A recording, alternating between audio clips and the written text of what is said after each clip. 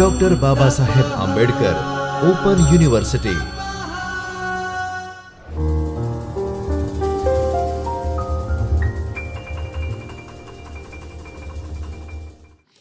નમસ્કાર વિદ્યાર્થી મિત્રો, ડૉક્ટર બાબા સાહેબ આંબેડકર ઓપન યુનિવર્સિટીના ચેતન્ય સ્ટુડિયોમાંથી હું Rohit Parmar, assistant professor, department of library information science તરફથી આ વિડીયો લેક્ચરમાં આપ સૌનું સ્વાગત કરું છું. આ વિડીયો લેક્ચરમાં આપણે માહિતી મેળવીશું એમલિસના પેપર નંબર ML2104ના યુનિટ 14 વિશે. યુનિટ 14 કે જેનું નામ છે ઇન્ટરનેટ સેવાઓ, ઇન્ટરનેટ સર્વિસ. આ એકમમાં તમે માહિતી મેળવેશો ઇન્ટરનેટ સેવાઓ કઈ કઈ છે, ત્યારબાદ તેની પ્રસ્તાવના, વર્લ્ડ વાઇડ વેબ એટલે શું, તે કેવી રીતે કાર્ય કરે છે, વેબ કઈ રીતે કાર્ય કરે છે, વેબ સર્વર્સ એટલે શું, તે કેવી રીતે કાર્ય કરે છે, વેબ બ્રાઉઝર્સ તેનો શું ઉપયોગ છે, હાલમાં કયા કયા વેબ બ્રાઉઝર ઉપલબ્ધ છે, ત્યારબાદ અલગ અલગ માર્કઅપ લેંગ્વેજીસ, તેના પ્રકારો, તેના ઉપયોગો વિશે આ વિડીયો લેક્ચરમાં આપ માહિતી મેળવશો. ત્યારબાદ ઇન્ટરનેટના ઉપયોગો તથા ગ્રંથાલયમાં જે એપ્લિકેશન વાપરવામાં આવે છે તેમાં ઇન્ટરનેટનો ઉપયોગ કરીને કેવી રીતે સુવિધાપૂર્વક એપ્લિકેશનનો ઉપયોગ કરી શકાય તેના વિશે આપ આ એકમમાં માહિતી મેળવશો. તો આ એકમના ઉદ્દેશ્યની વાત કરીએ તો આ એકમનો ઉદ્દેશ્ય છે વર્લ્ડ વાઇડ વેબ અને તેનું મહત્ત્વ શું છે, તેની કાર્યપદ્ધતિ શું છે તેના વિશે વિગતવાર માહિતી મેળવવી, વેબ સર્વર્સ તથા વેબ બ્રાઉઝર્સ અને વેબ બ્રાઉઝરનો ઉપયોગ કેવી રીતે કરવામાં આવે છે તેના વિશે માહિતી મેળવવી, અલગ અલગ માર્કઅપ ભાષાઓ જેવી રીતે કે SGML standard generalise markup language, XML, HTML hypertext markup language, DHTML એટલે કે ડાયનેમિક હાઇપરટેક્સ્ટ માર્કઅપ લેંગ્વેજ તથા VRML કે જેને આપણે વર્ચ્યુઅલ રિયાલિટી મોડેલિંગ લેંગ્વેજ તરીકે ઓળખીએ છીએ, અને ઇન્ટરનેટની લાઇબ્રેરી વિષયક એપ્લિકેશનની માહિતી આ વિડીયો લેક્ચરમાં મેળવશો. તો આપણે વર્લ્ડ વાઇડ વેબની વાત કરીએ તો સાદી ભાષામાં આપ સૌ જાણો છો કે લોકોને ઇન્ટરનેટ દ્વારા માહિતી પ્રકાશન એટલે કે ઇન્ટરનેટનો ઉપયોગ કરીને પોતાની જે માહિતી હોય તે પબ્લિશ કરવા માટે, સુસંગઠન, ઓર્ગેનાઇઝ તથા પ્રાપ્તિ માટે એટલે કે જે માહિતી હોય તે ઓનલાઈન પ્રાપ્ત કરી શકે તેના માટે ઇન્ટરનેટ સ્ત્રોતો પૈકી એક છે વર્લ્ડ વાઇડ વેબ કે જેને આપણે www વર્લ્ડ વાઇડ વેબ અથવા W3 તરીકે ઓળખીએ છીએ. તો વર્લ્ડ વાઇડ વેબના ઇતિહાસની વાત કરીએ તો સૌપ્રથમ સન કંપનીમાં કામ કરતી વખતે ઈસવીસન 1989માં સર ટિમ બર્નર્સ-લી દ્વારા તેની શોધ કરવામાં આવી હતી. શરૂઆતમાં સંશોધકો માટે માહિતી શેર કરવાની રીત તરીકે ડિઝાઇન કરવામાં આવી હતી. ત્યારબાદ ઈસવીસન 1993માં જાહેર જનતા માટે ખુલ્લું મૂકવામાં આવ્યું. ત્યારબાદ તેના કારણે વેબસાઇટ અને ઇન્ટરનેટના ઉપયોગોનો વૈશ્વિક વિસ્ફોટ થયો. ત્યારબાદ વર્લ્ડ વાઇડ વેબ આપણે માહિતી મેળવીએ છીએ તે ઇન્ટરનેટ જેવું નથી. ઇન્ટરનેટ એ કોમ્પ્યુટર એકબીજા સાથે જોડાયેલા હોય તેનું વૈશ્વિક નેટવર્ક ગણી શકાય, જ્યારે વર્લ્ડ વાઇડ વેબ એ એક વેબોનો સમૂહ છે જે ઇન્ટરનેટ પર ચાલે છે. વર્લ્ડ વાઇડ વેબ આપણે લાઇબ્રેરીના સંદર્ભમાં વાત કરીએ તો લાઇબ્રેરી માટે બહુ જ ઉપયોગી અને મહત્ત્વની છે. તેના કારણે વર્લ્ડ વાઇડ વેબનો ઉપયોગ કરીને આપણે લાઇબ્રેરીમાં જે પણ માહિતી હોય, પુસ્તકો હોય તેની માહિતી, ઇમેજો, વિડીયો વગેરે ઓર્ગેનાઇઝ તરીકે આપણે પ્રસ્તુત કરી શકીએ છીએ. તો વર્લ્ડ વાઇડ વેબ એ લાઇબ્રેરી માટે મહત્ત્વની છે કારણ કે તે માહિતીનો ઉપયોગ કરવા તેમજ તેને ઓર્ગેનાઇઝ અને સુસંગઠિત કરવાની ખૂબ જ શક્તિશાળી પદ્ધતિ છે. હવે વાત કરીએ કે પુસ્તકીય ફોર્મેટ અને અનફોર્મેટ એટલે પુસ્તકનું જે આપણે PDFમાં આપણે એનું કન્વર્ઝેશન કરીએ અથવા ઇમેજમાં કન્વર્ઝેશન કરીને આપણે તે પબ્લિશ કરી શકીએ છીએ. ત્યારબાદ છે ઇમેજ છે, સાઉન્ડ, વિડીયો ફાઇલો છે વગેરે માહિતી, વિવિધ માહિતી સ્ત્રોતો અને પદ્ધતિઓને વેબ એક સાથે પૂરા પાડે છે. વેબ એ અન્ય ઇન્ટરનેટ સેવાઓ જેવી કે telnet, FTP, file transfer protocol અને ગોફર સાથે ઇન્ટરફેસ પૂરી પાડવા વપરાય છે. વેબની કેટલીક વિશિષ્ટ લાક્ષણિકતાઓ છે કે જે તેને ઇન્ટરનેટ પરની સૌથી આધુનિક હાઇપરટેક્સ્ટ આધારિત માહિતી સેવા બનાવે છે. એટલે કે વેબની લાક્ષણિકતાઓ કઈ કઈ છે તો વેબ એ હાઇપરટેક્સ્ટ પદ્ધતિ છે, એટલે કે જે પણ માહિતી આપણે પ્રસ્તુત કરવાની છે તે હાઇપરટેક્સ્ટ પદ્ધતિ વડે એટલે કે HTMLનો ઉપયોગ કરીને આપણે વેબ ઉપર પ્રદર્શિત માહિતીને પ્રદર્શિત કરી શકીએ છીએ. વેબ એ મલ્ટીમીડિયા સિસ્ટમ પદ્ધતિ છે, એટલે કે આપણે વાત કરી કે ઇમેજ છે, ઓડિયો છે, વિડીયો છે, આપણે વેબ ઉપર પ્રસ્તુત કરી શકીએ છીએ. વેબ એ ડિસ્ટ્રીબ્યુટેડ સિસ્ટમ છે, એટલે કે અલગ અલગ વેબ સમૂહો અલગ અલગ સર્વરમાં આપણે માહિતી એકઠી કરીને તેને હોસ્ટ કરી શકીએ છીએ. વેબ અન્ય ઇન્ટરનેટ ટૂલનું એકીકરણ કરે છે કે ઇન્ટરનેટનો ઉપયોગ કરીને અલગ અલગ આપણે એપ્લિકેશનો બનાવ્યા હોય એ વેબ ઉપર અપલોડ કરાવીને ઉપભોક્તા તેનો ઉપયોગ કરી શકે છે. હવે વેબ કઈ રીતે કાર્ય કરે છે તેની માહિતી મેળવીએ તો વપરાશકર્તાઓને ક્રોમ, સફારી અથવા ફાયરફોક્સ જેવા વેબ બ્રાઉઝરનો ઉપયોગ કરીને વેબસાઇટ અને સંશોધનોના વિશાળ નેટવર્કને બ્રાઉઝ કરવા અને તેની સાથે ક્રિયા પ્રતિક્રિયા કરવાની મંજૂરી આપે છે. એટલે કે જે વેબ છે તેનો ઉપયોગ એટલે કે વેબ ઉપર જે પણ માહિતી હોસ્ટ કરવામાં આવેલી છે તેને આપણે કેવી રીતે દેખી શકીએ છીએ, કેવી રીતે આપણે તેની સાથે માહિતી મેળવી શકીએ છીએ, આપણે કેવી રીતે ઇનપુટ આપી શકીએ છીએ, તો તેના માટે ઉપયોગમાં લેવામાં આવે છે વેબ બ્રાઉઝર. અત્યારે પ્રખ્યાત વેબ બ્રાઉઝરની વાત કરીએ તો ક્રોમ છે, સફારી છે, ફાયરફોક્સ છે જેવા વેબ બ્રાઉઝરનો ઉપયોગ કરવામાં આવે છે. હવે જે આ વેબ કાર્યાન્વિત કરવાની યાંત્રિક પદ્ધતિ કઈ છે, એટલે કે વેબ આપણે હોસ્ટો કરી નાખી પણ એની અંદર કયા કયા પ્રોટોકોલો, કયા કયા પ્રકારની લેંગ્વેજ કામ કરે છે તેની માહિતી મેળવીએ તો સૌપ્રથમ આવે છે ક્લાયન્ટ સર્વર રચના. એટલે કે ક્લાયન્ટ સર્વર રચના આર્કિટેક્ચર હોય છે, તેના મદદથી આપણે એક ક્લાયન્ટ સર્વર હોય તે આપણે જે પણ હોસ્ટ કરેલી માહિતી હોય વેબ સર્વર્સની તેની માહિતી આપણે મેળવી શકીએ છીએ.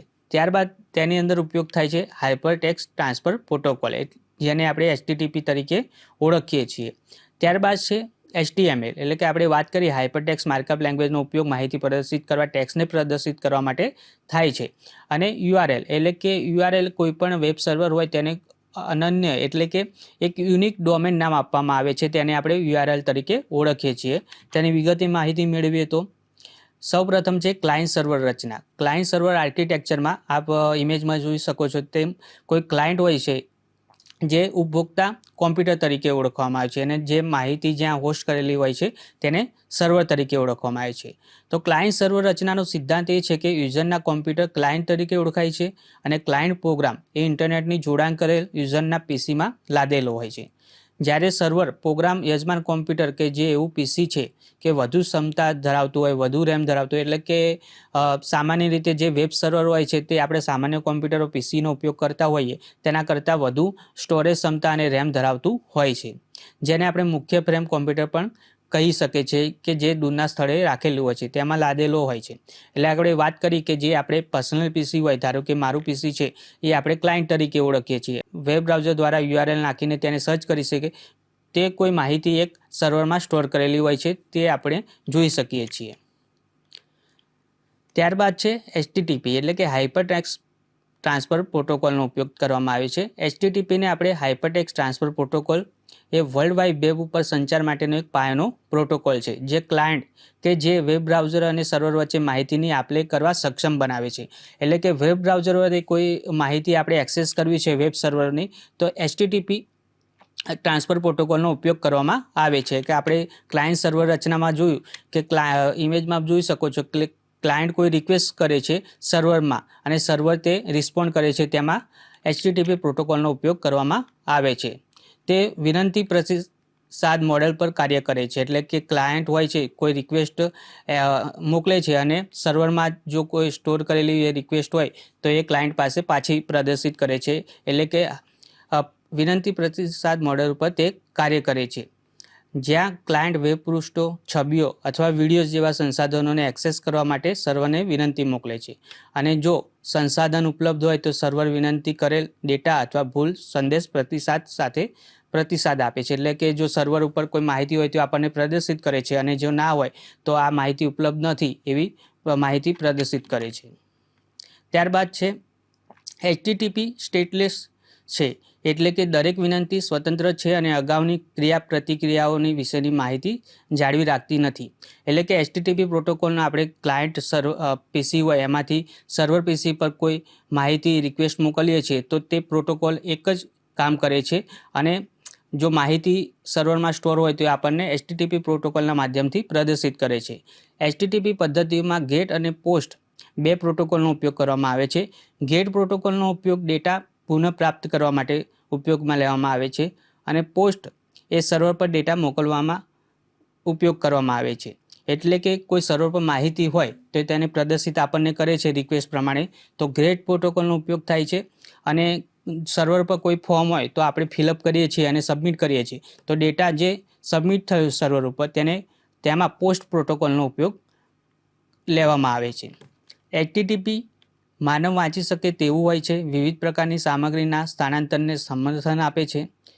તેનું સુસંગીત સંસ્કરણ HTTPS એટલે કે હાઇપરટેક્સ્ટ ટ્રાન્સફર પ્રોટોકોલ સિક્યુરિટીમાં HTTPની પાછળ S લગાવવામાં આવે છે. તે ગોપનીયતા અને સુરક્ષાની ખાતરી આપે છે, એટલે કે તેમાં SSL સર્ટિફિકેટ અથવા TLS સર્ટિફિકેટનો ઉપયોગ કરીને ડેટાને એન્ક્રિપ્ટ કરવામાં આવે છે.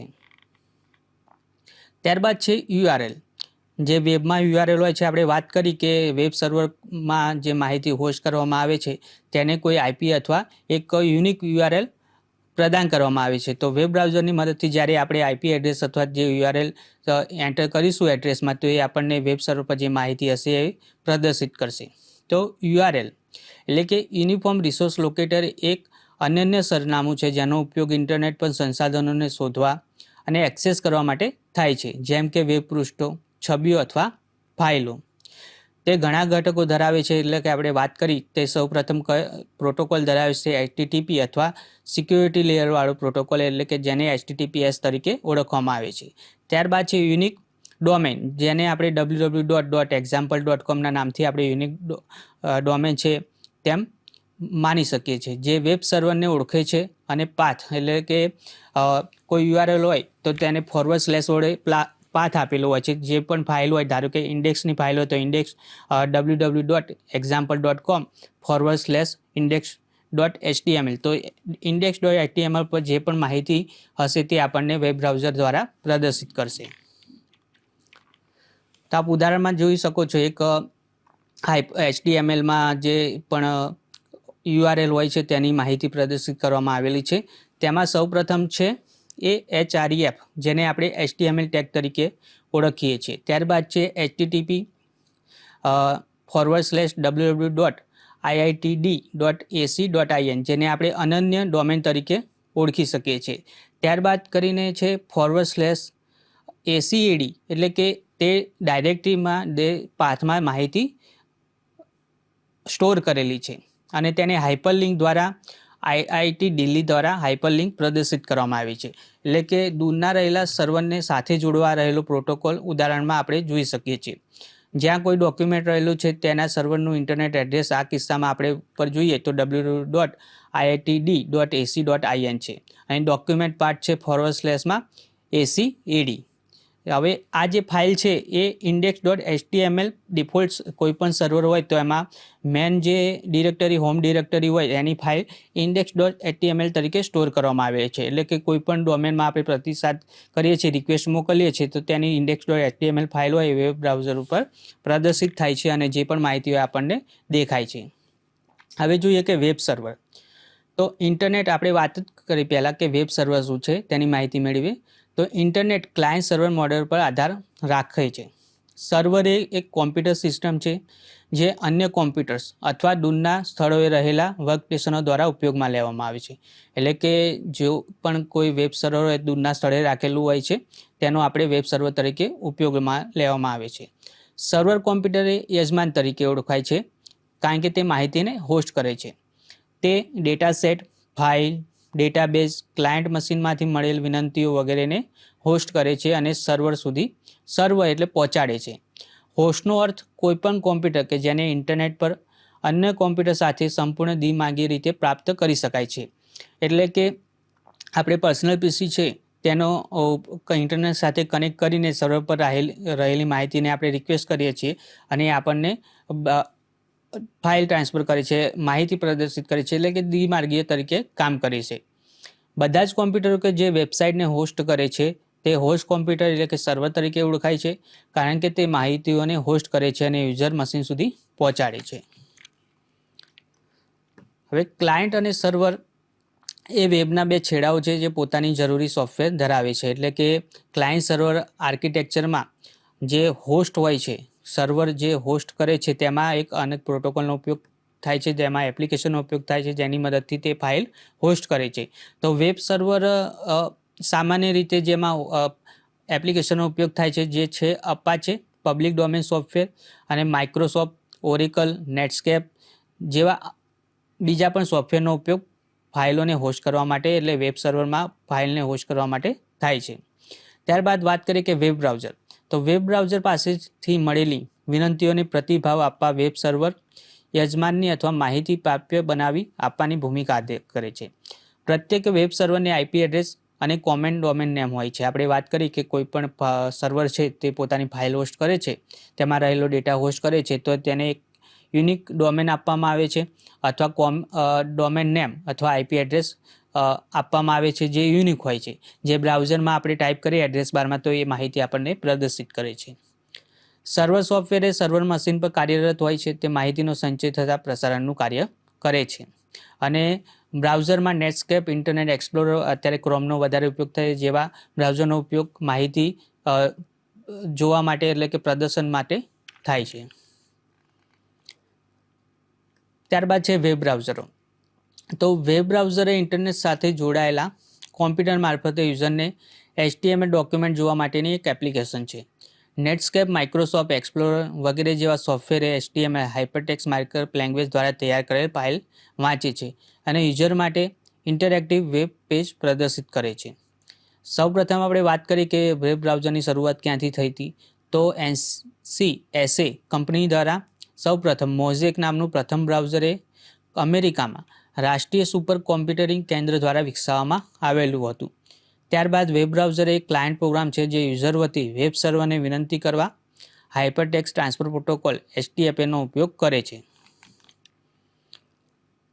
હવે વાત કરીએ કે અત્યારના જે વેબ બ્રાઉઝર છે અત્યારે તો ઘણો વિકાસ થઈ રહ્યો છે, પરંતુ જ્યારે વિકાસનો સમય દોર ચાલતો હતો ત્યારે સૌપ્રથમ માઇક્રોસોફ્ટ ઇન્ટરનેટ એક્સપ્લોરર વર્ઝન 5.0+ ત્યારબાદના જે બ્રાઉઝરો છે તે બ્રાઉઝરોમાં ઇન્ટરનેટ સંલગ્ન વધારવા સોફ્ટવેર ઇન્ક્લુડ હોય છે. જેમ કે ઇન્ટરનેટ એક્સપ્લોરર 5માં નીચે મુજબના આપણે વાત કરીએ કે અમુક પ્રોગ્રામ છે આપણે આ બ્રાઉઝર વડે એક્સેસ કરી શકીએ છીએ. પહેલું છે વિન્ડોઝ મીડિયા સર્વર, એટલે કે બ્રાઉઝર વડે આપણે જે પણ વિન્ડોઝ મીડિયા સર્વરમાં માહિતી હોય તે આપણે ઓનલાઈન જોઈ શકીએ છીએ.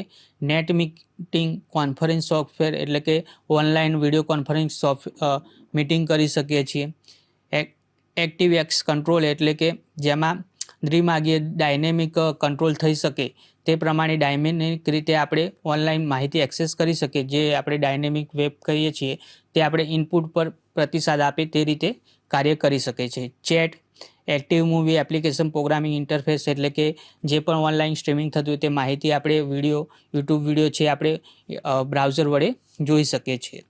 Subscription, dynamic HTML, Windows media જેવા પ્રોગ્રામો આપણે ઇન્ટરનેટ એક્સપ્લોરરના વર્ઝન 5.0+ પછીના જે વર્ઝનો આવેલા છે તેમાં સ્મૂધલી, એટલે કે પહેલાંના જે બ્રાઉઝરો હતા ઓછા સપોર્ટેડ હતા, અત્યારના જે બ્રાઉઝરોનો વિકાસ થયો છે તેમાં આ બધી એપ્લિકેશનો છે તે આપણે સ્મૂથલી ઉપયોગ કરી શકીએ છીએ.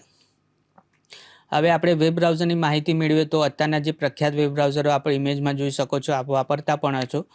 પહેલું છે ગૂગલ ક્રોમ છે, ફાયરફોક્સ છે, માઇક્રોસોફ્ટ એજ છે, સફારી છે, ઓપેરા છે, ઇન્ટરનેટ એક્સપ્લોરર છે, બ્રેવ બ્રાઉઝર છે. આ બધા બ્રાઉઝરનો ઉપયોગ અત્યારે માહિતીને જોવા માટે અથવા તો કોઈપણ ડોમેનને એક્સેસ કરવા માટે કરવામાં આવે છે.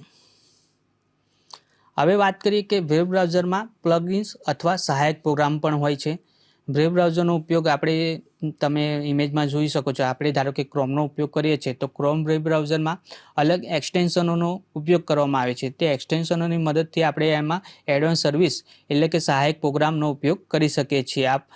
અત્યારે આપણે વાત કરીએ તો એડ્સ બ્લોકર આવે છે. એડ્સ બ્લોકરનો ઉપયોગ જે પણ આપણે માહિતી જોતા હોઈએ તો બિનજરૂરી એડ્સને તે બ્લોક કરે છે અને જે જરૂરી માહિતી છે એ જ પ્રદર્શિત કરવા માટે ઉપયોગ કરવામાં આવે છે.